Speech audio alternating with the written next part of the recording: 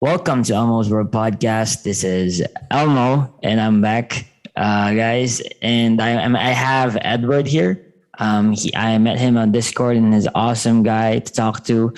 And he's actually like a debut for the new version of my podcast. So I hope you guys like and listen to the conversation. So, how are you, man? Edward, what's up? I'm all right, dude. How you doing, man? All right. Well, so Edward, just so you know, I'm not Christian anymore. I converted to atheism, so I guess big L for me for a lot of my friends who were hoping that I could stay a Christian all throughout the debates on Facebook. Yeah, well, no one's perfect, dude. Yeah. I actually guess a lot of people have been asking why I decided to leave my faith and whatnot. So I guess maybe I could we could talk about that a little bit, and maybe Sure, deconstruct. sure. What, Yeah. what denomination were you Well, originally? I'm raised in a Baptist, so mostly evangelical um, denomination. Yeah. Okay. Baptist. I'm not too fil. I know the classic ones, of course, because I come from Europe and we basically have, and I'm Irish, so we have like you're either Catholic or Protestant, dude. And the Germans can Yeah. pretend Lutheranism, of course. Lutheranism comes from Protestant anyway, but yeah. So I have no idea what Baptist actually means. Well, actually, it's because of the Americans, right? They went to my country in the Philippines, and I guess they spread the Baptist denomination here, and I guess there's really pretty much no different, little differences, right? In what Baptists or believe from most Protestant or denominations in America that are prominent. So Right. if you're familiar with the So normal, yeah, would a Baptist believe in the Holy Trinity? yeah, they would, yeah. Okay. And when you're taking the sacrament, do you actually believe it's the blood and body of Christ? Well, not you, but the religion. No, that's what a Catholic would believe, but we only Yeah, believe yeah. it like in symbolism, the Okay, symbol. yeah, Yeah. yeah. So I assume that's because I think that's more of a Lutheran or a Protestant thing. It was yeah. Well, I guess the real big struggle or big question, because you actually told me this earlier, right? About cognitive dissonance, where we should just live our lives and ignore the contradictions, just accept them. What do you Yeah, say yeah. about that? Instead of ignoring the contradictions, just instead of ignoring them and trying to kind of weasel your way out of it, just accept that you live your life in a contradictory manner. So, for example, I'm a nihilist, but I live my life as if I'm not a nihilist. So the idea is kind of like we all have like there's like the real world and there's like the symbolic world. And in the real world, it's like, dude, who knows what's going on there? Yeah. But like we attribute symbols to it. And these symbols give us a reason to live. These symbols are like the story our brain tells ourselves. It's like a mental model we use that Mhm. our brain is, our brain is literally making a mental model and telling yourself, our brain is making it's kind of like a story the brain is developing in order for us to like function in the real world. The Christian version of me would totally debate you on that.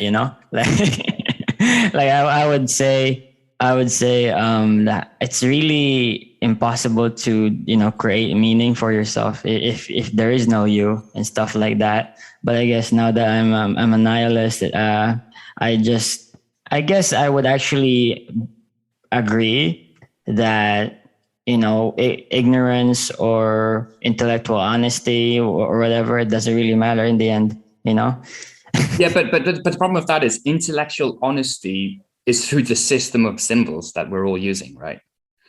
So when someone says like Mhm. there is the real world, or like our perception of the real world, and that perception is only based on symbols, and so like it's hard to make a distinction, because there actually, in actual fact, there is no real distinction. There is Mhm. The real world is only a perception that your brain is creating for itself.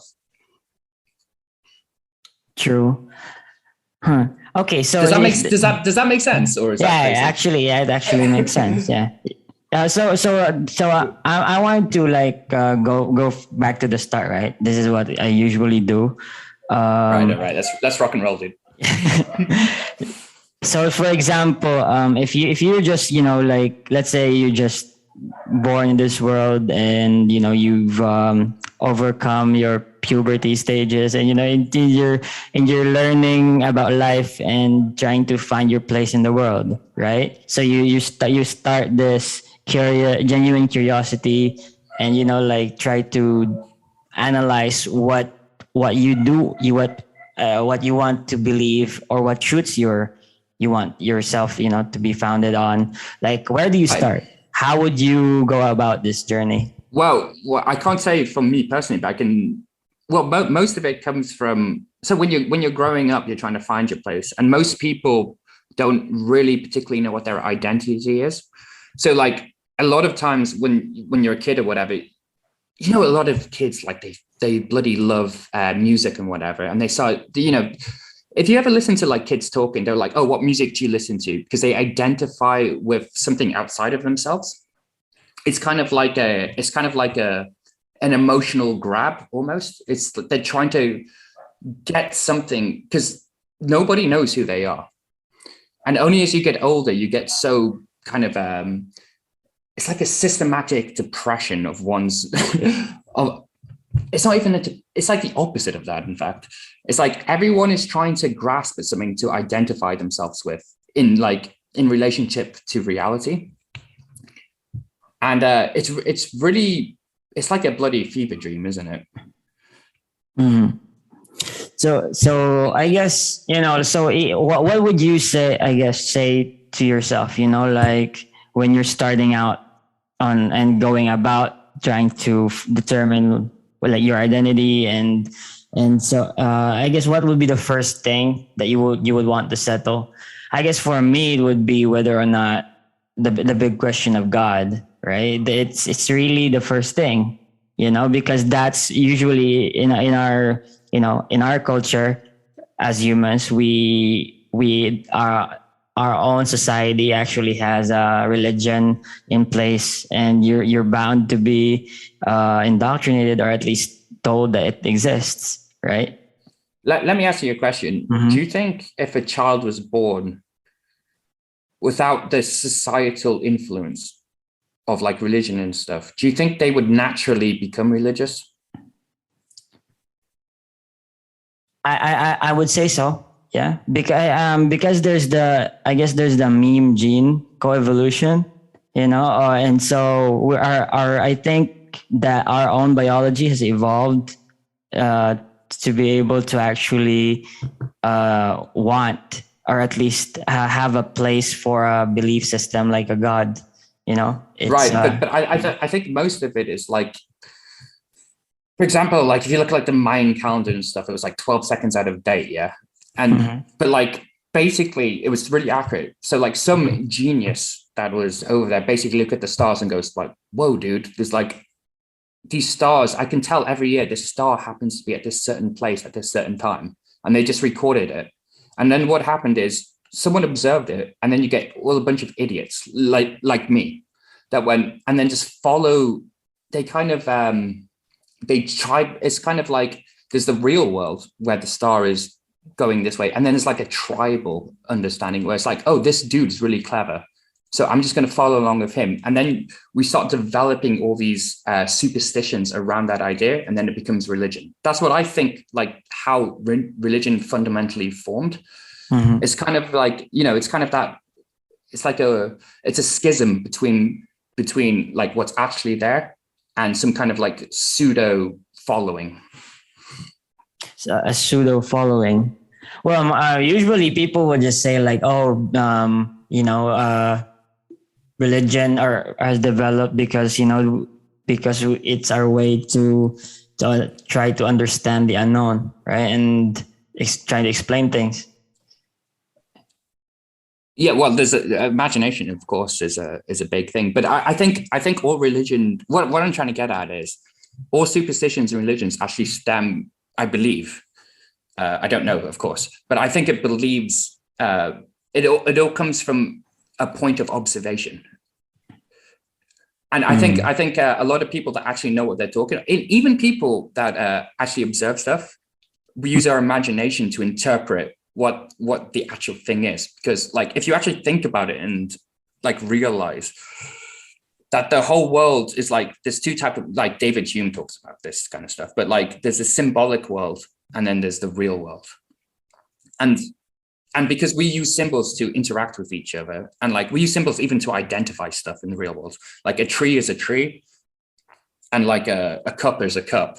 But like if you looked at one cup, in I could say to you there's a glass cup and there's one made out of clay, we would both identify that as a cup because we've categorized it in some kind of system that we're using. I think yeah. Sorry, go on. So there's this world of symbolism, right? And that's where stuff like abstract and concept things exist. Yeah. It's just it's kind of an abstract idea to formalize reality. And so is religion. Religion is just like parables and stories we tell each other. And I'm not saying if they're true or not. Like, if they are true, then I'm totally wrong, right? And I've totally missed the point on what is actually existing. But I assume we're just telling each other parables, that kind of thing. It's like in order to function in reality. It's the same thing our brain is doing. Our brain, well, I say this as a fact, but take it as an opinion. I think our brain is just basically like a computer. We're using abstract, our brain is modeling reality. And whatever model is made from that reality is an abstract idea. It's literally in our imagination. This has to do with it doesn't matter how predictive the model is. For example, you can predict using mathematics how long it takes the Earth to rotate around the sun and all that stuff. It's a very accurate predictive model, but it doesn't actually tell you anything about reality. It just tells you it just confirms the abstract idea you have about reality. Mm-hmm. Yeah, definitely. So it's perception, right? The world that you perceive. Right. Yeah. And it's not just it, but the senses is the thing you're perceiving it through.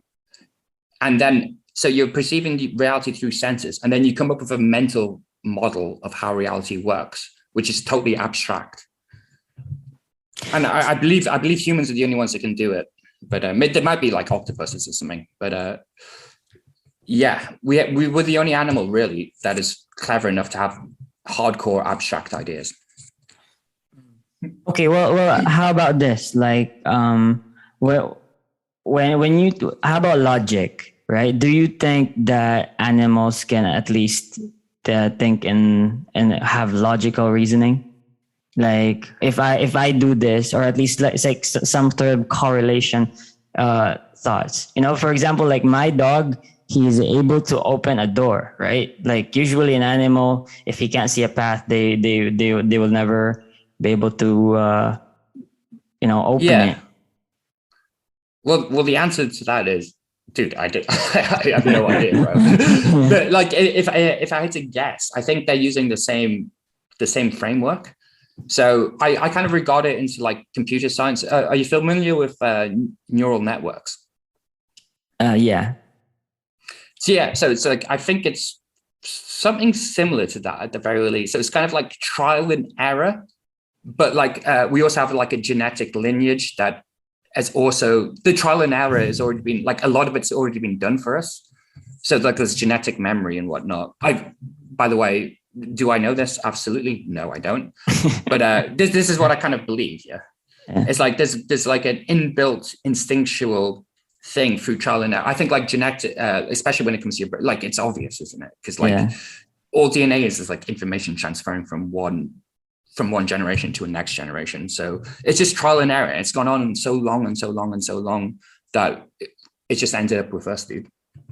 Well, going back to the question of the cognitive dissonance, right? Having two contradictory beliefs at the same time and accepting it.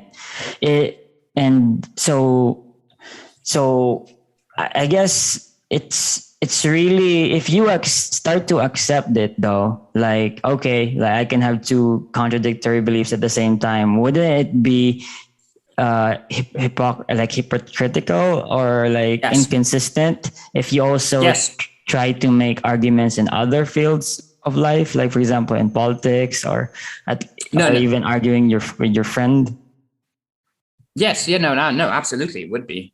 But there's a difference between like the philosophical realization that you exist in the universe and, for example, any kind of scientific field. If you're trying to, I don't know, do a mathematical proof, for example, these are two different things. Well, I guess I wouldn't say they're different if you're talking about like truths, right? Like truth values. Like for example, the truth value that if you believe that there is no such thing as like objective meaning, you know, if you think that's a truth value, then you would have to like abide in it the same way. What do you mean by meaning? Well, like in intrinsic meaning. that doesn't help it, man. So like intrinsic meaning means kind of like, if I had to guess what you mean, it's kind of like an outside source of meaning. More on like an inherent, innate purpose, or I guess like a teleology. Okay. Yeah, well that seems to be true, right? Because we all have meaning. It doesn't matter if you're an atheist or a nihilist or anything like that. We can intellectualize that we don't have meaning. But when it comes down to we're all telling ourselves a story, right? I woke up today, I ate some food. You know, memory is inherently a meaningful thing. If you have memory, you have meaning. So how about this? Like, how does your meaning work though? Like, for example, you say that, because you tell yourself a story, then your life has some sort of weight or value, right? Yeah. Like, what about people who are in a coma? Like, they don't tell themselves stories. They're asleep. Do their lives have stop or desist to have meaning? Yeah, I would argue they don't have any meaning. Them personally. Okay. It's like if someone's not conscious, then I would argue that they don't have meaning. They can't, if they can't tell themselves a story, then there's no meaning to be derived from that story. How about people who are mentally disabled? Well, that's a kind of a loose term. It's like, how disabled do you have to be in order to not derive meaning from the narrative you're starting? Like, do you believe, just out of interest, do you believe like people, what I'm saying, do you believe it's true? Do you believe people do tell themselves? Do you believe there's a narrative to your life? Well, right now, like, I guess, you know, I do admit that I am cognitively dissonant right now in terms of meaning and my existence. So I would say, yes, there is a narrative. Like, I am this person, I have an identity, and I'm going on this personal narrative or this quest that I'm pursuing. So it is a narrative. Right. And it doesn't matter if you're like, and the beautiful thing about it is if you're a nihilist, as I am, like I'm a biological nihilist rather than a intellectual one. And I know it doesn't make sense what I said, but as we said, it's contradictory. But because I say I'm a nihilist, that inherently is a story that I'm telling myself. and that is meaning. Do you know what I mean? Okay, how about this? Like, let's define meaning first. Like, how would you define meaning? That's tricky. That is tricky. Okay. What is meaning? Hold on, I'm gonna have to think about this. I guess meaning is a story. It's a narrative. It's a start and it's middle and it's an end. Because when you go into the present moment, there is no meaning, right? But because we have memory and because we can think about the future, then a narrative like mystically forms in our brain.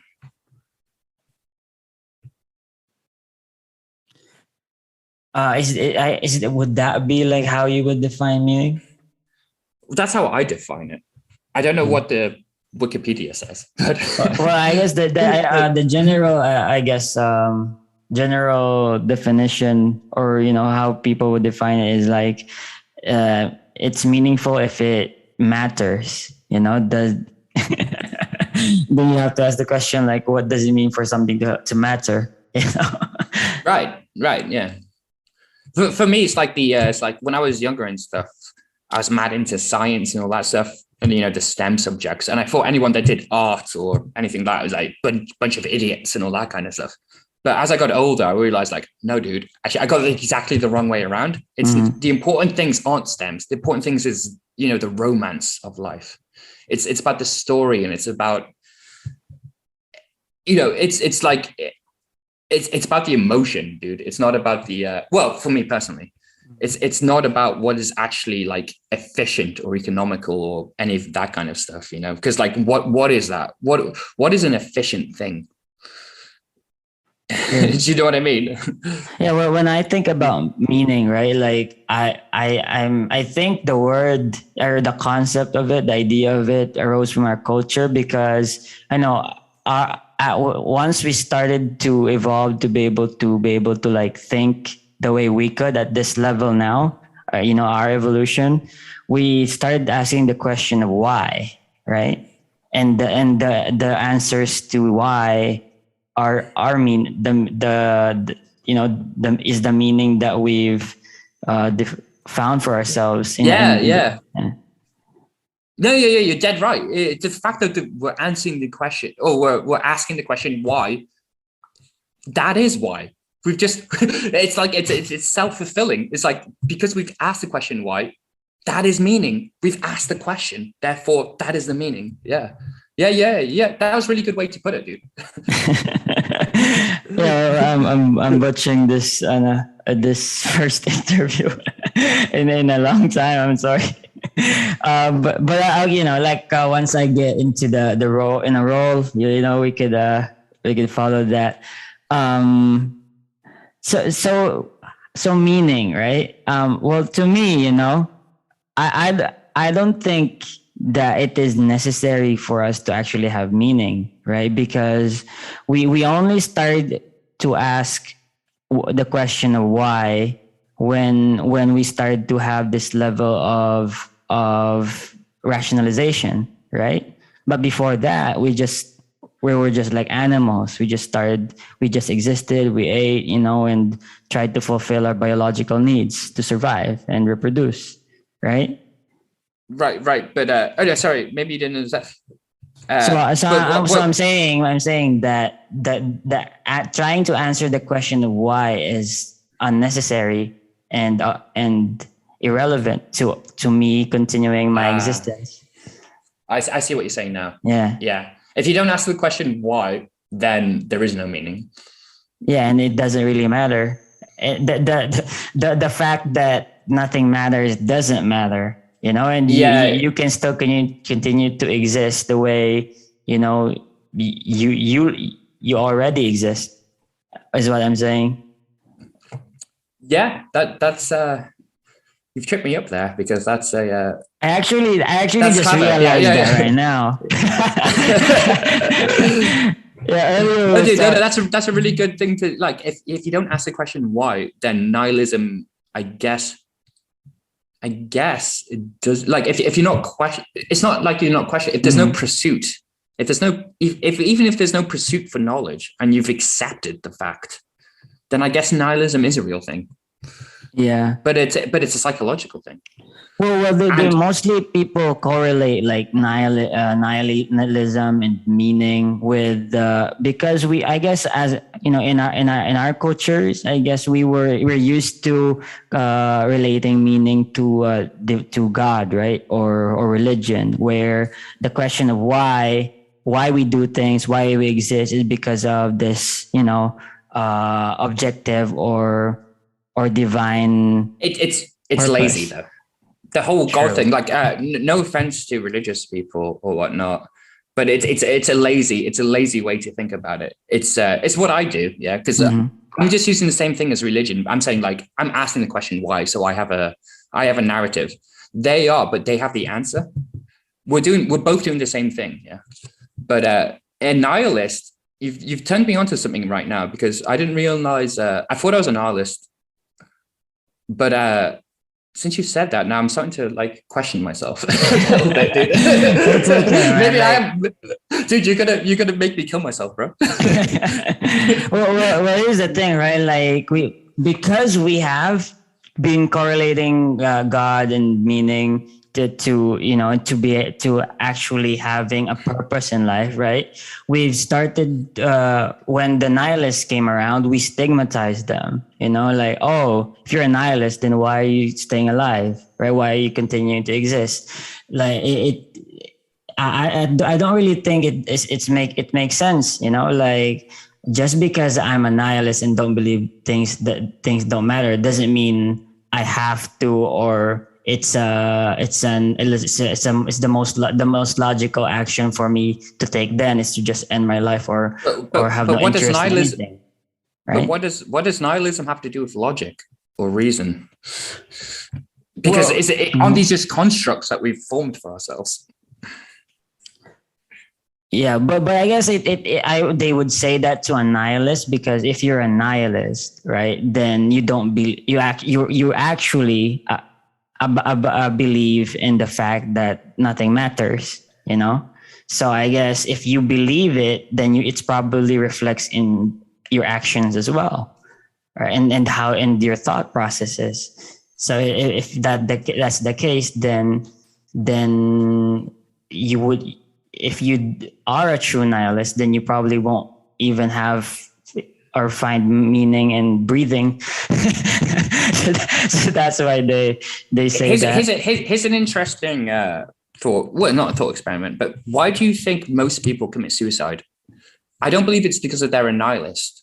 I believe it's because of a story that's terrible that's happening in their head. Maybe, their children, they could be like something really awful, yeah? Yeah. And they say, screw it, I'm going to kill myself. I don't think many nihilists kill themselves, because our brain, like if you had a good life or whatever and you end up being a nihilist, I don't think many of those people kill themselves. And I think the reason is because we have, of course, we have a biological, there's like 4 billion years of evolution or whatever it is. That is like life wants to live, and like we can rationalize because we're really clever, because we're like we're really clever apes. I would actually go as far to say that we actually evolved to be able to commit suicide once we're in a position where there's no hope for us. Like for example, like imagine if we don't have the ability or to consider killing ourselves, and you're an animal or someone just stuck in a position where all for the rest of your life you're gonna be in absolute misery and pain, like actual hell, like I guess it's as a species it would be beneficial to be able to consider ceasing to exist rather than continuing absolute despair, like for example, like an animal hurt or something, like, or in total pain. You've hit on something really hard here, because this is an important point that you've made. It's the idea of pain and suffering when it's physical. can result in someone ending their life. Yeah. But the same thing is true in the world of symbols. And when I say the world of symbols, I mean, if you're depressed, if you're psychologically depressed. True. Huh. Whoa. Whoa. I get what you mean. I get what you're saying. Yeah. Yeah. So like, but like, I think like, I don't know if they call this dualism or something. Maybe it's called dualism, but like, it makes sense to me that there's the world of symbols and then there's the biological world. And these two things are different. And one, like, of course, they both interlink with each other because like everything we look at is a symbol, right? Everything we look at is a symbol, and everything we are is physical, which is like, it's trippy because we're living in the who we are and how we go about life and whatever is purely through the symbolistic world. And then every so often, like I think the Buddhists talk about this, every so often you catch yourself and you go, oh my God, I'm an ape. I'm on the earth revolving around the sun, dude. Every so often. And I think that's what the Buddhists call enlightenment. Don't quote me on that, but I assume that's what they're talking about. I don't know what the Buddhists probably don't even know what they mean by enlightenment. I don't know. But yeah, well, I guess I most of the time, I guess when I arrive at like realization, like an epiphany, that wow stuff is really addicting. Like when you realize something, like a truth or something that is interesting. Yeah. I can't remember what it was now. Okay, so about the world of symbols, I still really can't understand what you meant, bro, by like creating meaning for yourself in the world, because it still doesn't matter though whether or not you created it, because there is no you. And so it doesn't, there is no why to that. It just is, Yeah, it's like I hate to use the word simulation, but like that's the only one that comes to mind. It's like your brain is like inanimate. It's like a rock or something, right? But it has the imperative to find food and reproduce and all that kind of stuff. And the only way it can do that, or the best way it can do that, is to make a conscience. Because as soon as we have a conscience that's better than other animals' conscience, then we rule the roost. So it's developed thinking and abstract ideas. And then when it develops thinking and abstract ideas, it also went into thinking of like me as a person. So when you look at a mirror, you go, my God, you're looking at your brain created a simulation that's looking at itself when you're looking in a mirror. Is this crazy? Are you following along, or I'm trying to think of how to explain it easier. My brain looks create a simulation while looking at the mirror. No, just like everything you look at is a simulation, but like your brain, when you look in the mirror, your brain is looking at yourself, but through the lens of the simulation that it's created for itself. I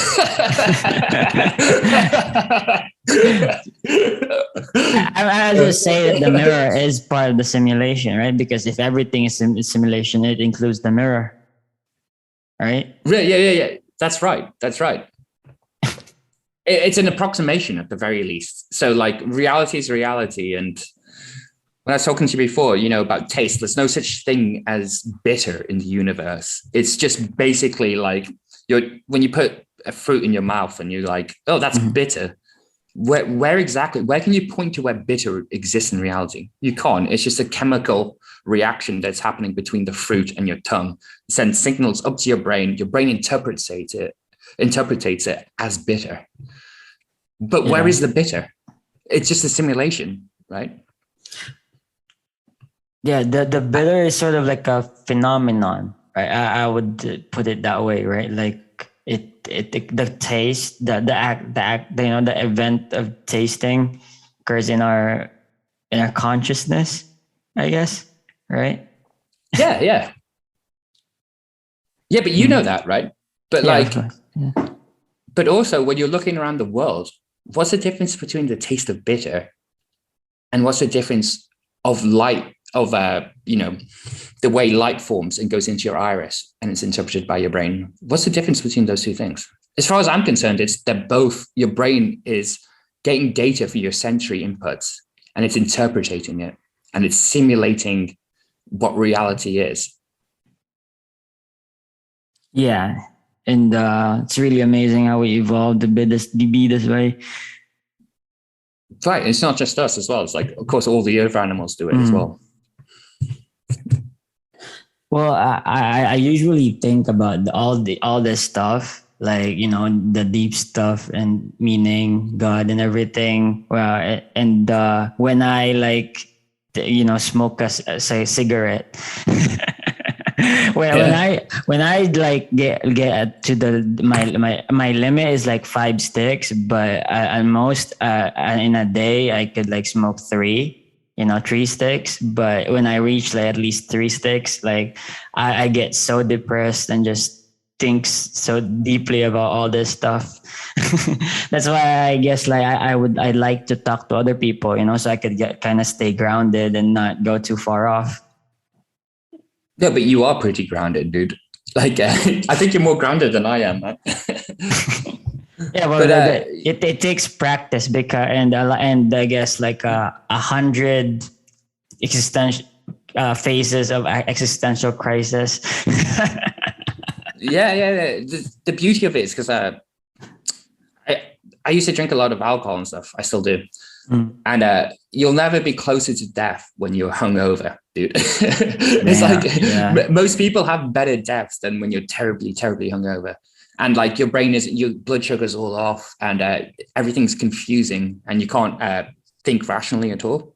Mm. And I don't know where I was going with this point, but there's a certain thing that happens, man. It's just like, it's kind of like tripping on acid or something. It's kind of, you start, your memory goes away and you stop thinking about the future and you're just in the moment in that pain. And like, it's like a thing that like two things are mutually kind of pressing you on either end. It's like existentialism and like pain, and they're like gripping you. Mm-hmm. My God, I sound totally insane right now. But well, I actually have had like guests who just talk for hours and then make absolutely no sense. I feel like I'm doing that. No, I actually love those people because they're like Heidegger, you know, or continental philosophers. It's not analytical, right? Like it doesn't have. It's like art, you know, but with words. No, exactly.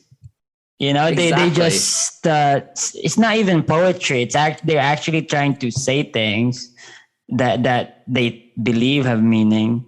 And you just even in the jumble of all things, you have to find the meaning yourself, you know. But it probably is a different meaning that he intended, but it's art, you know. No, but you're right, because what I said doesn't really intrinsically like. Here, can I ask you a question? Yeah, you're a nihilist, so I know what you're going to say. But do you believe there's? Put it this way: do you think there's anything intrinsic? Forget intrinsic meaning. Just the word intrinsic. Do you think there's anything intrinsic? What is intrinsic? Intrinsic is kind of like innate, right? Like it's kind of like the thing. Intrinsic would be kind of it's kind of like a value that exists before humans have conceptualized it. Do you actually believe there's things? Well, like essence. Is that what do you? Well, I would say that I guess you could say essence. Well, I would say that things do exist, right? I would. I don't think it's a far off assumption to say that, there are things that exist. I'm not too skeptic. You're not that far gone. Yeah.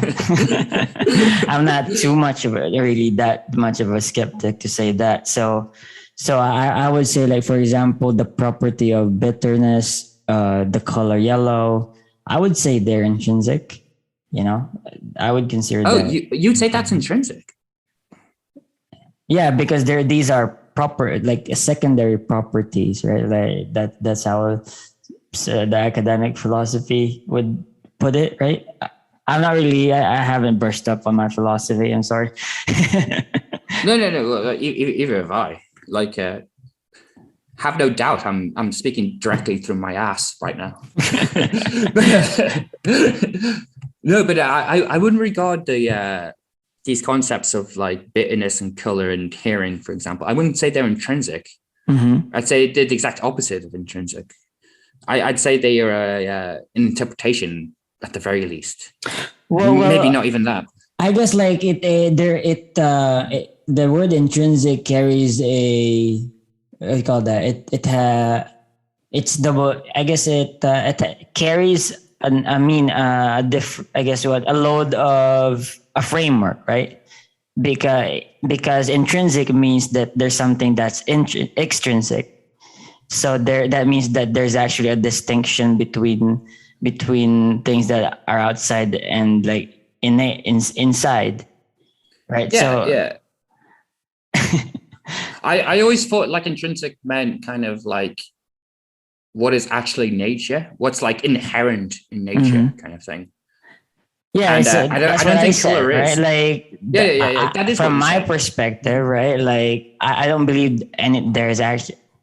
Oh wait, I just realized I would, if I'm a nihilist, nothing is intrinsic, because everything is, including like color and taste. I think they're part of everything, like, do you get what I mean? Like, nothing is intrinsic because everything is intrinsic. Is what I'm saying. You get what I mean? Absolutely not. I'm saying that there is no distinction between what most people say is intrinsic and extrinsic. Things are just like they just are. Everything has to be an interpretation, right? Is that what you're getting after? It's like everything has to be a subjective thing, so nothing can inherently be intrinsic. No, I'm saying that even the phenomenon of consciousness that we have, that are in that we are, everything that occurs in our minds, it's all part of the universe already. Like, right. Right. Yeah. I'm not disagreeing. I'm not a dualist, right? So what's the opposite of dualist? Monist. I'm a monist. Yeah. I totally forgot all the philosophy stuff in my hiatus.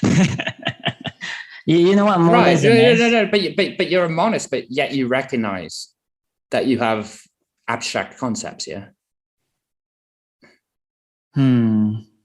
So for example, if I told you to think of an elephant that is pink and that is flying in the sky, you can picture that in your head. Yeah. That's a conceptual idea I just gave to you, which is divorced from reality. Well, I wouldn't say that okay, well, we I guess we have to talk about what abstract things are, right? Well, an abstract thing is like a number, for example. So, like how we look at the universe and we put numbers towards it. Yeah. Mm-hmm. So, like the sun goes around. Oh no, sorry, the Earth goes around the sun. We're not back in the 11th century, but yeah. So for example, these are all abstract. So. The truth is that the Earth does revolve around the sun, but the numbers we put towards it is a language we're using. We're using symbols to describe what is occurring. Do these symbols exist in reality? Yeah, no, I guess a normal person, I would say no, they don't. Right. Yeah. And maybe I'm getting dualism wrong, but I assume that's what dualism means. It's like it's one world is in symbols and the other world is actually what's occurring.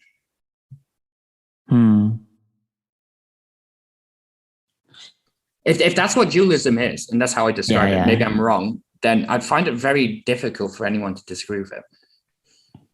Well, I like, for example, like I would have to be able to really answer that question. I would have to have an understanding of how the brain works, and and how we actually how our actual thinking works. Because maybe when you talk about like the pink flying elephant in the sky, I'm simply just recalling the the things that these things mean, and sort of imagining them. And okay. But that's exactly the point I'm trying to say. You are imagining them, and we're imagining numbers, and we're putting numbers to lots of things. Like, so there's like the whole branch of physics, for example, it's deadly accurate, but it's just a symbolic representation of what's happening naturally. I don't know why I'm finding it hard to accept that there is a world of there are symbols, a world of symbols. No. I'm not saying it's real. Yeah, I'm saying we're imagining it. So it's not actually out there in the world. It's just how we communicate with each other. Yeah. So for like an animal can have an aggressive stance to another animal, and the other animal recognize that it's an aggressive stance. There's an intuitive understanding about it. What is only happening really is like there's a bunch of atoms moving their positions, and like it seems to be agency there. And that's all that's actually happening. But there's an inferred understanding through symbolic gesture. Yeah. Actually, like, I'm going to be honest, like I haven't talked like to someone like this deep in a long time, and my brain is just like overheating. Don't worry, dude. Dude, to be honest, I have no idea what I'm talking about, bro. Yeah. Well, my brain is like, oh shit, what is happening now? It's just overheating. Dude, so we're gonna wake up from the Matrix, man. Yeah, I'm so out of practice. But what you saying that though, like my brain overheating means you were getting somewhere, and I'm actually like starting to agree with you. That's why, like, oh shit, like my belief system is like trying to reform itself. It's trying to make sense. You know what I mean? Like a computer error. Yeah. It's like you're trying to add two infinities together, dude. Bro, I have no idea what I'm talking about. Is the honest truth. It's like, and anyone that claims they say they actually know what they're talking about, seriously, they're full of SH1T. That's what I can say. You could actually cuss your like shit, fuck. It's okay. Totally. All right. Yeah. So anyway, by the way, so I'm talking to you about all this like meaning and stuff and everything, and how we arrive at our meanings, because that's really where I am at in my own personal journey. And right.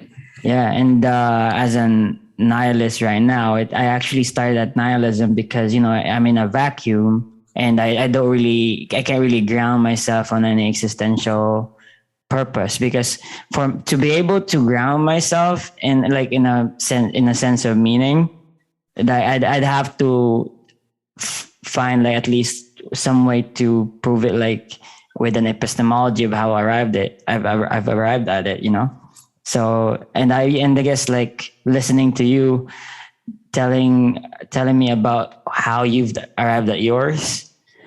Um, it's I guess it's pretty new to me. That's all.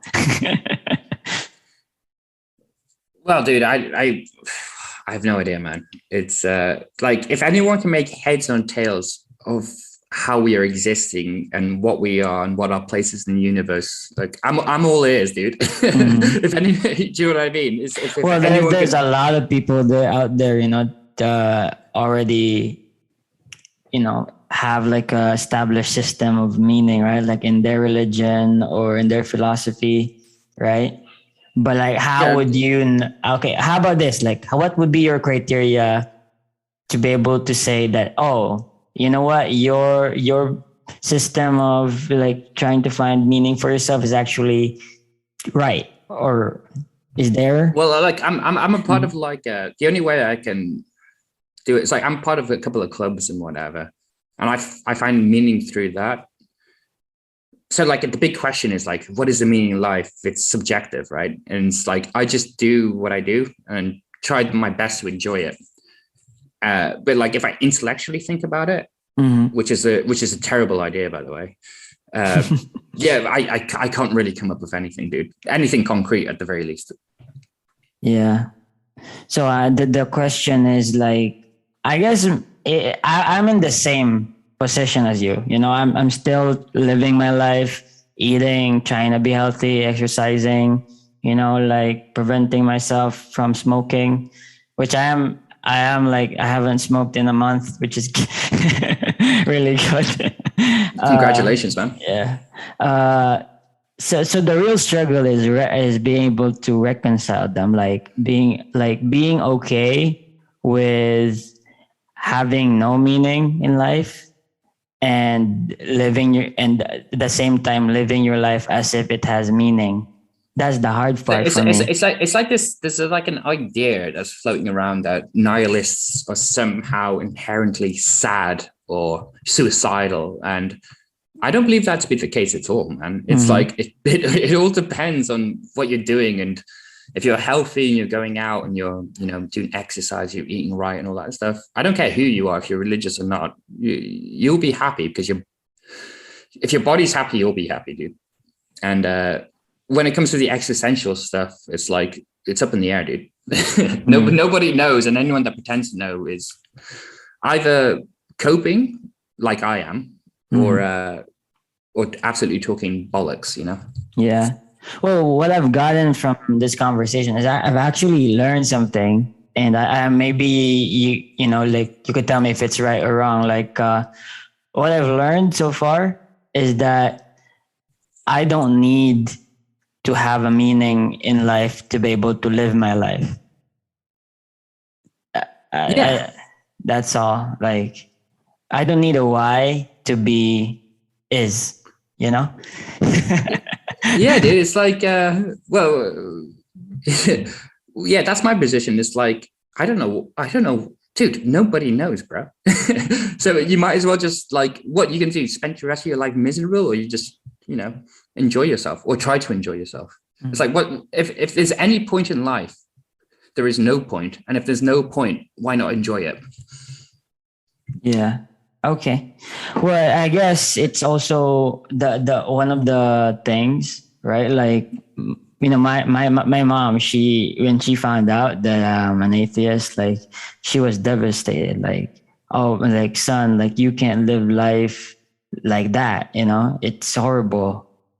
Like well, and a lot of my friends who are Christian who probably think that way as well. Like, and I respect their what you call their concern, because if I was a Christian, right, I would definitely be concerned for myself, because I'd think that I'm going straight to hell after I die. After I die, so I can consider at least like respect their concern. Like, do you get what I mean?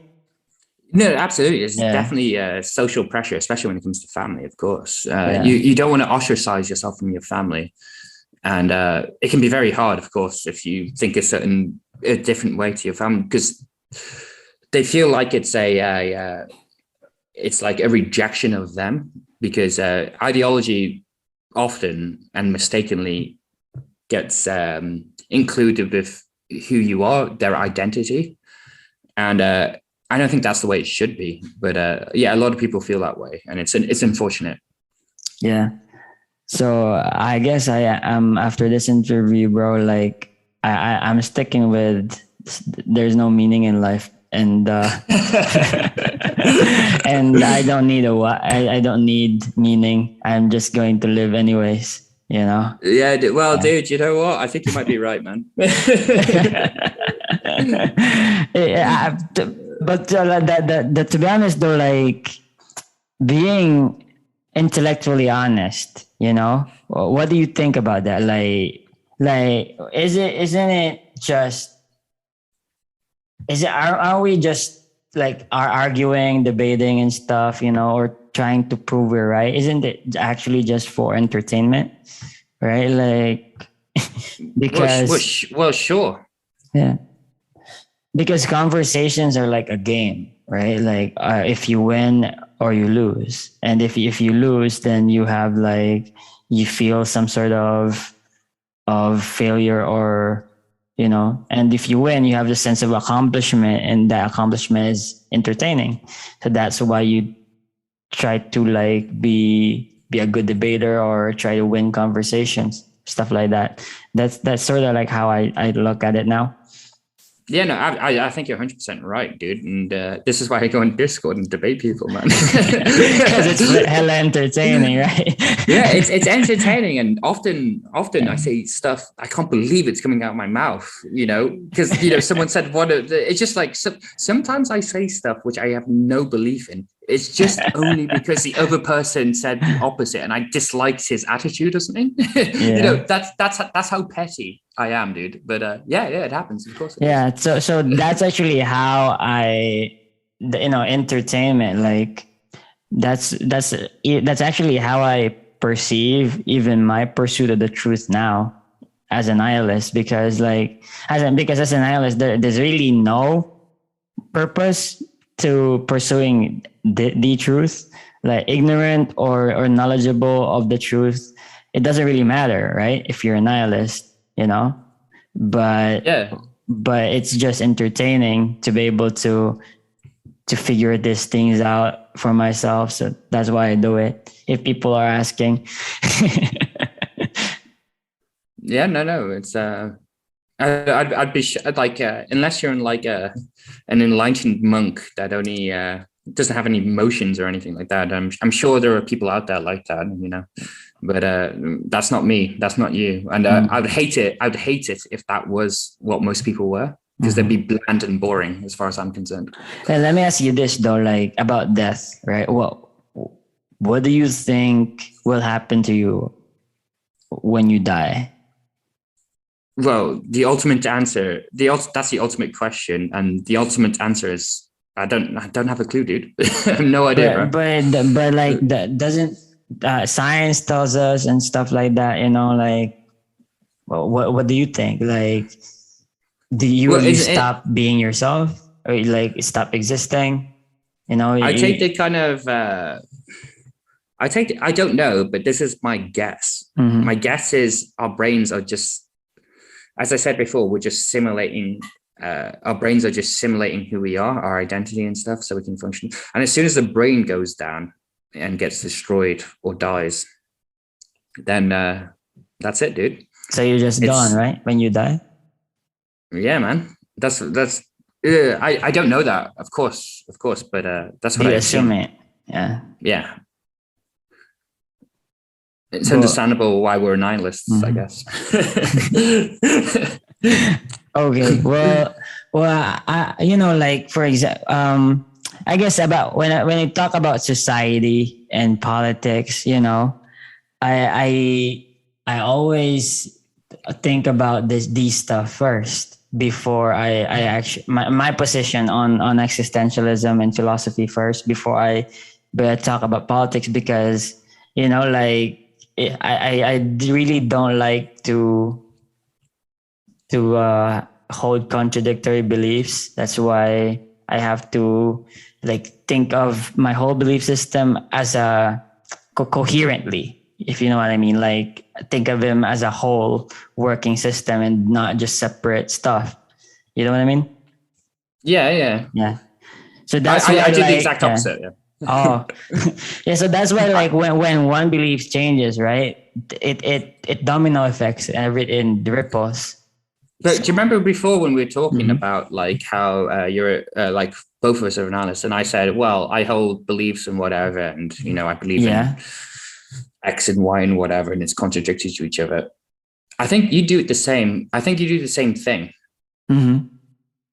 Because you're polite to me, you're talking well. You're every we're talking. Well, do you know what I mean? There's a certain dance that you do in life that everyone does in life, and it doesn't matter if you're a nihilist or not. We're all pretending. It's like it's all a big. I think Buddhist or whatever say it's like we're all performing on the stage, dude. Do you know what I mean? We're all actors. True. Like I'm in charge of this puppet that happens to have hands and feet and legs and all this kind of stuff. And so when people say they're nihilists, I believe them. But when people say they want to hold true to that idea, well, life is contradictory, my friend. Yeah. You can intellectually think something and then act a completely different way. So how about the pursuit of truth? Because, I actually started this podcast like 50 episodes back. I'm talking like, oh, I want to change the world because I'm gonna pursue truth and figure it out by talking to different perspectives, and and now look at me, I don't even think that now you're a nihilist. Now I have found a truth like this. I don't know what to do. And I don't even think it matters. I just find it's entertaining, One nihilist asking another nihilist for advice. I've got nothing, man. Nothing. We're all atoms, if you want to talk about truth, I got the fucking idea, bro. Yeah. And one last thing, man. Like, so who is Edward Mitchell, and is there anything that you would like to share to the people that are listening? No, I've got nothing to share. Okay. But other than kind of the overarching idea is, if you're, I'm no authority, and I drink a lot of alcohol, so like, don't follow my life. But all I can say is, dude, life is fucking mental when you think about it intellectually. But the whole idea I try to go for is stop thinking so much and just enjoy yourself. And there you go. Yeah. Yeah. But I guess for me, it doesn't apply because thinking is really entertaining, especially if you well, there you go, man. All right. But yeah, of course, man. Like, overthinking is sometimes leads to anxiety, and it puts you in a hella bad position, So, yeah. And Edward, where are you from again, bro? Ireland? You are, yeah. I'm an Irish citizen, but I'm on the Isle of Man. Come and visit during the TT. All right, definitely. It's a motorbike race. Okay. And thank you so much for being on the podcast, bro. And I hope that we could have another conversation again. And that's all, folks. Thank you. Well, thanks for having me, dude. All right.